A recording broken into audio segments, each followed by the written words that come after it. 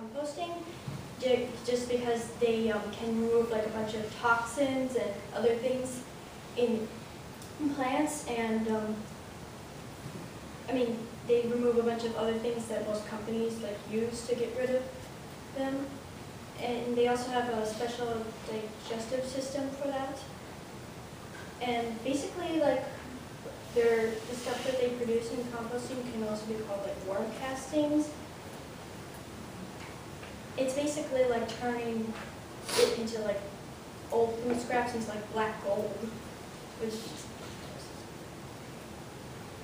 And usually, like, the best types of worms that have been used are called like red wigglers.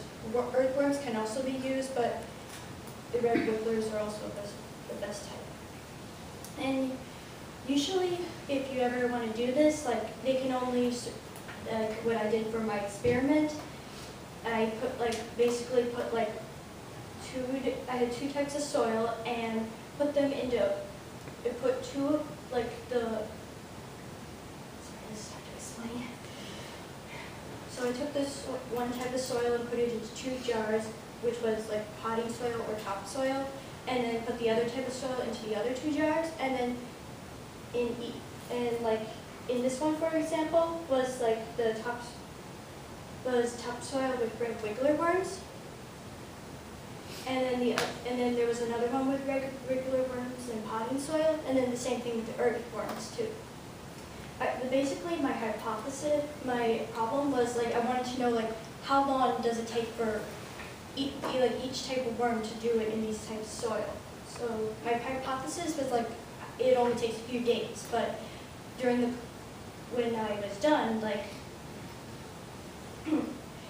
I realized that my hypothesis was actually right and wrong, because like in the one with the topsoil and the red regular worms here, that only took like 5 days or just a few days to make all those food scraps go away.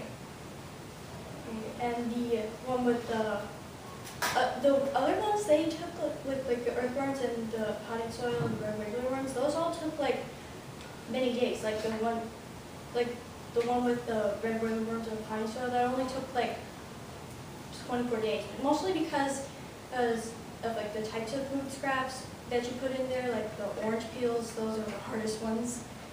That's why it took so long. And also the ones with the earthworms, those took like 30 to 35 days in.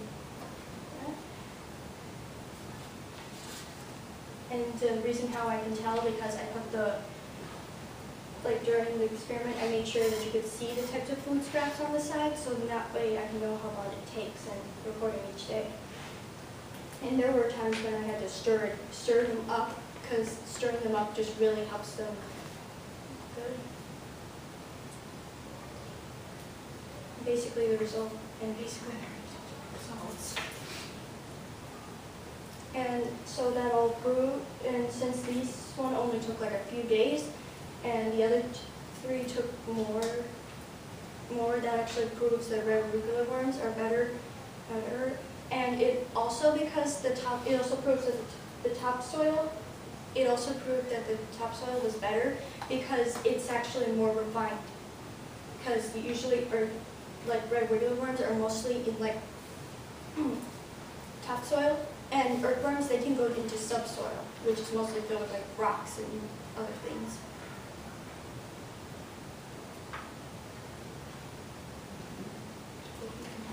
All right, thank you.